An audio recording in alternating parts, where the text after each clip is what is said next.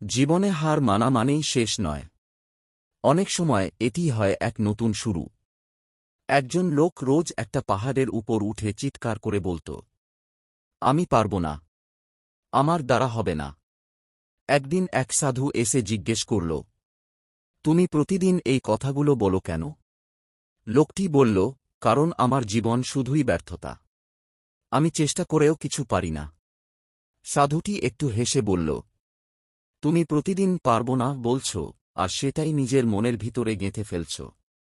যদি প্রতিদিন আমি পারব বলো, তাহলে মন একদিন ঠিকই মানবে। সেই দিন থেকেই লোকটি শুরু করল। প্রতিদিন বলত, আমি পারব, আমি করব, আমি বদলাব। দিনের পর দিন, মাসের পর মাস। একসময় সে নিজের ছোট ব্যবসা দিয়ে জীবন গড়তে শুরু করল। জীবনের পরিবর্তন শুধু বাইরে নয়, সবচেয়ে বড় পরিবর্তন হয় মনের ভিতরে। তুমি আজ যে কথাটা বারবার বলছ, সেটাই তোমার ভবিষ্যৎ তৈরি করছে। Presented by SK motivation Bangla.